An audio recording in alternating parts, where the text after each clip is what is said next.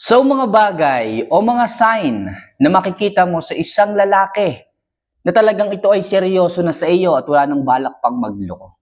Okay? So mga kamamay, ito ay napaka-exciting na pag-usapan and topic pagdating sa usaping pag-ibig.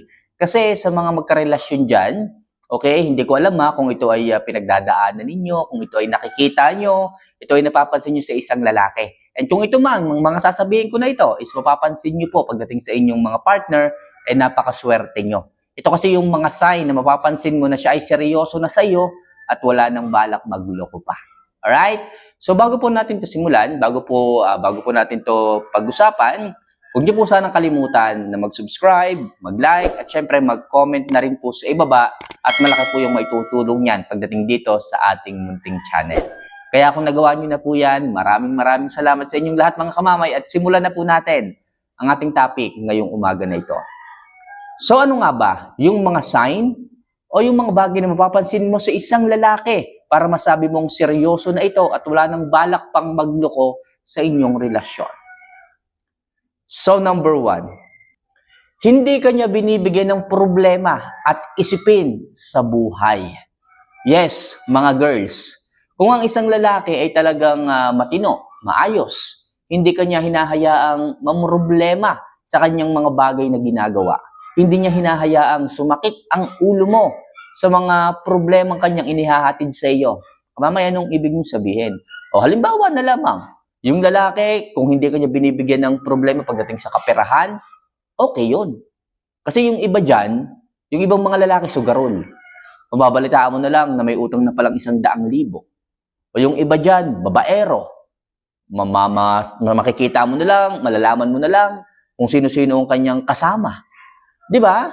Kung ang isang lalaki ay hindi ganun, hindi sakit sa ulo, hindi ka madalas binibigyan ng isipin, isang sign lang yon na napakaayos ng partner mo. Isang sign lang yon na talagang nakapili ka o nakapisil ka ng hinog.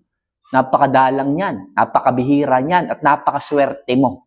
Sapagkat yung lalaking ganyan ay wala na yung balak pang magloko. Kasi ang gusto niyan, isang smooth na relasyon, isang maayos at masayang relasyon kasama ang taong minamahal niya at ikaw yon. Kaya mga kamamaya, kung mapapansin mo na masaya lang kayo, kung magka-problema man, madalas niya sinasabi at syempre inaayos niya kaagad kasi ayaw niya na mag-iisip ka, ayaw niya na mamumroblema ka rin pagdating sa kanyang mga ginagawa at problema. Okay? Isa yung sign, malinaw na sign na talagang isang lalaki ay seryoso na sa'yo at wala nang balak pang magloko. So next, kapag nagbabahagi na rin siya ng mga plano at sekreto niya sa buhay. Yan mga kamamay. Kapag ang isang lalaki, yung isang lalaki, kinakausap ka na niya ng maayos, nag-share na siya ng kanyang mga sekreto. Yung tipong, dati hindi naman siya ganun. Dati hindi naman niya yung ginagawa. Pero ngayon, nag-share na siya eh. Tinatawagan kanya lagi, babe, halika nga. Ano kaya kung mag-business tayo? Babe, halika nga. Ano kaya, sumubok kaya tayo sa ganito? Babe, halika nga. What if mag-abroad kaya ako, tapos after 2 years, uuwi na ako, tapos magdinegosyo na tayo? Sa palagay mo, kapag ganyan na po ang isang lalaki sa inyo, ibig sabihin, wala na yung balak pang magloko. Ibig sabihin, wala na yung balak pang gumawa na kung anong kabalbalan sa buhay. Ibig sabihin, ikaw na yung nakikita niyang partner in life. Ikaw na yung gusto niyang makasama sa haba ng panahon. Kasi nagsisettle na siya sa mga plano niya sa buhay, kasama ka. At ang maganda dito, kasama ka. Hindi ka niya disregard. Okay, kapag ini-include ka niya sa kanyang mga pangarap, sa kanyang mga plano, sa kanyang mga sikreto, ibig sabihin lang yan, seryoso na siya sa iyo. Ibig sabihin lang yan, focus na siya sa kung ano mang meron sa kanya at ikaw ngayon.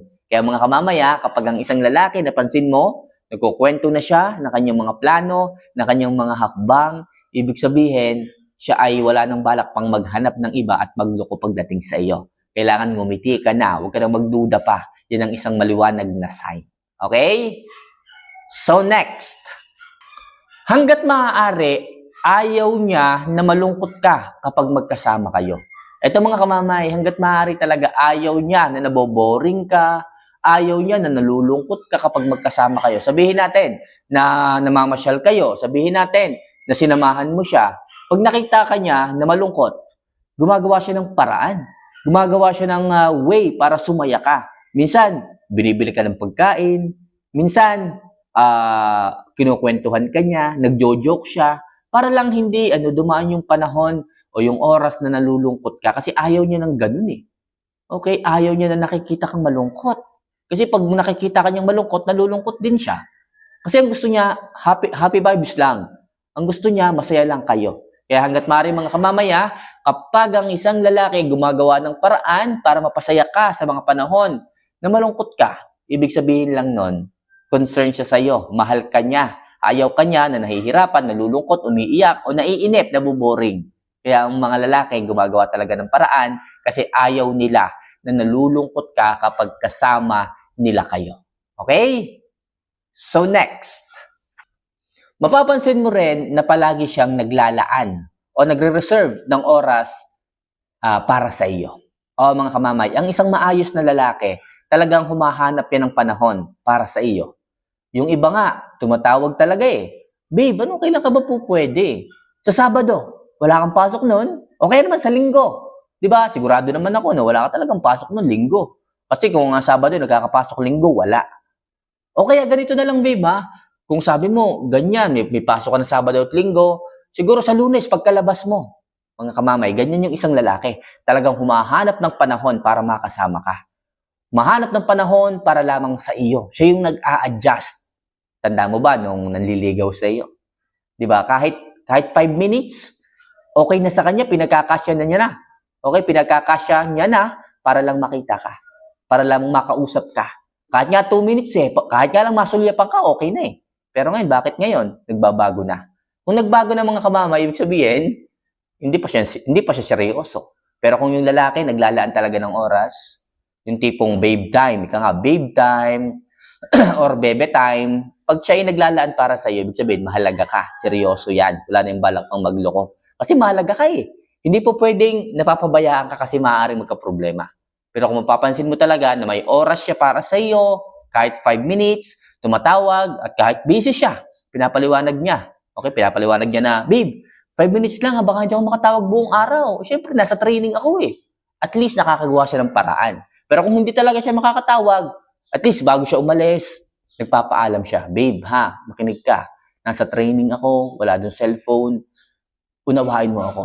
Pero paglabas ko, akong bahala sa'yo. Kahit saan mo gusto pupuntahan natin. Pero ngayon, unawain mo muna ako. Kasi siyempre, nasa training ako, may ginagawa kami doon, bawal ang cellphone. At gusto mo ba na mapauwi ako dahil lamang sa chinat kita at nahuli ako? Diba? Magpapaliwanag yan. Kaya hanggat maaaring mga kamamay, ang isang lalaki ay naglalaan ng oras sa iyo at inililinaw niya ang lahat. Para sa ganun, hindi ka mag-alala. Ganyan ang isang seryosong lalaki at wala nang balak pang magloko pagdating sa inyong relasyon. Okay? So next, gumagawa siya ng paraan at willing niyang ayusin lahat ng problema sa inyong dalawa. Okay? Ito mga kamamay, kung nagkakaroon ng gusot, nagkakaroon ng problema, ng hindi pagkakaunawaan, at the end of the day hanggat maaari, inaayos niya. Kasi hindi okay sa kanya eh. Hindi okay sa kanyang pakiramdam, sa kanyang damdamin na tipong matutulog kayo na merong samaan ng loob. O kaya kung halimbawa magkahiwalay kayo, pilit kanyang tinatawagan, pilit kanyang kinakausap. Babe, pasensya ka na kanina kasi syempre nakagawa ako ng pagkakamali. Alam ko, aminado ako, mali ako doon. So ngayon, patawarin mo man ako patawarin mo ako sa hindi, at least ihingi ako ng sorry sa iyo para lang malaman mo na ako yung nagkamali, ako yung gumawa ng gusot, at sincerely, ako ay humihingi ng tawad. Gusto ko maging okay na tayo. Pero kung sa ngayon, di mo pa ako mapatawad, maiintindihan ko. Kasi syempre, ako naman yung may pagkakamali. Pero gusto ko lang ipaalam, gusto ko lang sabihin sa'yo na hindi ko sinasadya. Mahal kita at ihintayin ko na mapatawad mo ako. Kapag ganyan ng isang lalaki, pagdating sa inyo mga kamamay, talagang siya ay seryoso. Pero kung paulit-ulit ang ginagawang kasalanan, sincere nga siyang humihingi ng sorry. Lagi nga siyang humihingi ng tawad. Kaso paulit-ulit naman. Kapag gano'n, ibang usapan yun. Okay? Ibig sabihin, pwede ka dong humindi. Pwede ka dong magsabi na, teka lang, sincere ka nga ngayon, tapos mamaya uulitin mo na naman. Walang silbi kung patatawarin kita. Kaya mga kamamay, titimbangin nyo rin. Pero kung yung lalaki hindi naman talaga sinasadya, first time niyang ginawa, second time, o hindi nga talaga niya sinasadya, pwede mo yung patawarin. Kapag gano'n ng isang lalaki, minsan nga yung mga lalaki umiiyak pa eh. Pag umiiyak, ibang usapan yun. Lalaki yung mga yan, matitibay yung mga yan, matatapang yung mga yan. Pag umiyak, ibang usapan. Ibig sabihin, sincere talaga. Kaya mga kamamay, ano po, hanggat maaari, kapag willing ang isang lalaki na talagang ayusin ng lahat pagdating sa inyo, kapag nagkakaproblema kayo, sign po yan na talagang seryoso siya at wala na siyang balak pang magloko pagdating sa inyong relasyon. So mga kamamay, sana kahit paano makatulong ang simpleng mga love advice na ito pagdating sa ating usapin ng pag-ibig, at sana po marami pa pong makarelate at matulungan itong ating mga simpleng love advice na maaaring yung magamit. So sa mga gusto pang magpa-advise dyan, sa mga gusto pa ng ganito klaseng usapin, huwag niyo sana kalimutan na mag-subscribe, mag-like at mag-comment na rin sa ibaba. See you for our next vlog. Mahal ko po kayo mga kamamay. Paalam.